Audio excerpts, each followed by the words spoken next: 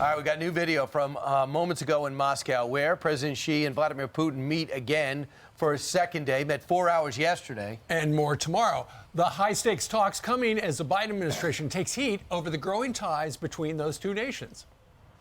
Seems like these two superpowers are teaming up now against the U.S.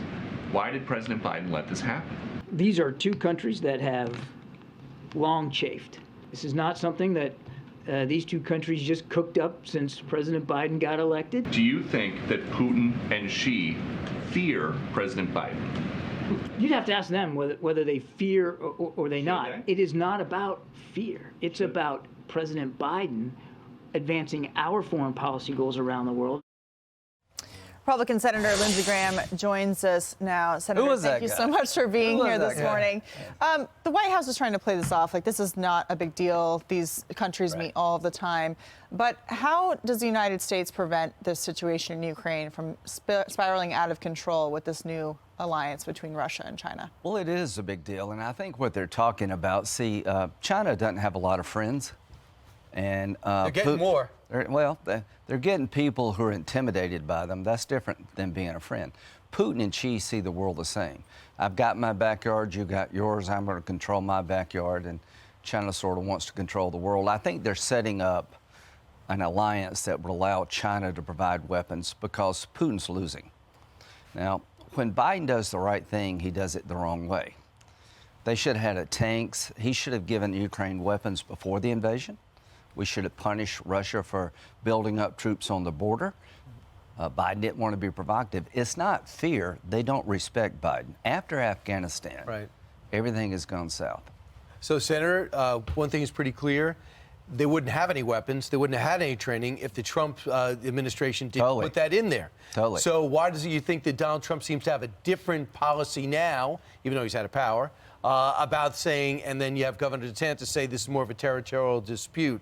It's a little bit, they're thinking along the same way, but that's not thinking the way you're thinking. Well, I think they're sort of influenced by polls. You know, America's not an aggressive nation by nature. We don't want to go take things of others, and that's good because we're very powerful. But here's what I would tell the American people. If you think Putin invading Ukraine doesn't affect you, then you're making a mistake. He's trying to rewrite the map of Europe by force of arms. He's kidnapping children. How would you like to have your child kidnapped by a foreign government and sent to another country? He's facing an arrest warrant from the ICC, and China is watching our every move. If you believe Taiwan's important to us, Taiwan goes if Putin's successful in Ukraine. Here's the good news. With the right help, no soldiers on the ground by us, weapons, they can beat the Russians, and China sees that. China's biggest nightmare is for their one real ally to go down in flames in Ukraine. So you've seen a million of these kind of high-stakes summit things like this. Tomorrow, at the end, what kind of a statement are those two countries going to say they accomplished? I think they're going to pledge their mutual support. I think Xi is going to say that Russia's in the right. The fact that he went to Moscow tells us all we know about how he views the Ukrainian conflict. The bottom line is they're setting up a transfer of weapons because Russia is running out of weapons for their offensive in Ukraine. Now, what could Biden do that he's not doing? If you made Russia state-sponsored terrorism under U.S. law, any country that provides material support would run into our sanctions. I have been begging and pleading with Biden to make Russia a state sponsor of terrorism to deter China. We had a vote on the Senate floor urging the President Biden to do that, 100-0. They still haven't done it. They're still intimidated. Because Biden doesn't see them as a threat. He sees them as friendly competitors. He's trying not to lose, not to win. We're giving them enough weapons not to lose, but not enough weapons to win. So are you concerned about the District Attorney Bragg, Alvin Bragg, indicting President Trump next week in an unprecedented way, and the circus that would be around that? Yeah, it's going to blow up our country, and this is a bunch of BS. You've had the prosecutor before Bragg, Mr. Vance, look at the case and pass on it.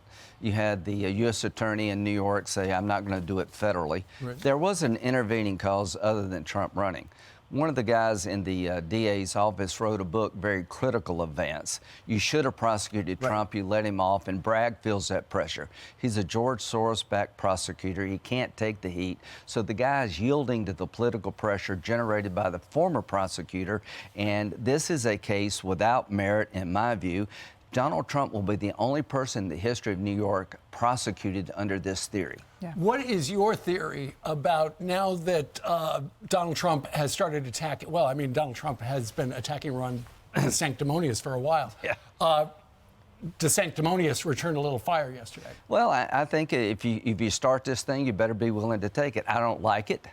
You know, Trump's not into these thou shalt nots, the 11th commandment. That's not his thing. So here's what I would say. I picked that up. Yeah, well, good. It was meant to be an early joke. Called and confirmed that. Yeah, so the bottom line is, I think if I were Trump, which I am not, I would be running on 4 years of pretty effective president. The best is yet to come. I would say DeSantis. I picked him out of a crowd. I knew he was talented early on. I'm the guy that saw the talent. He's been a great governor, but I'm better able to be president That'll be for the a next good 4 message. years. But that ain't going to happen.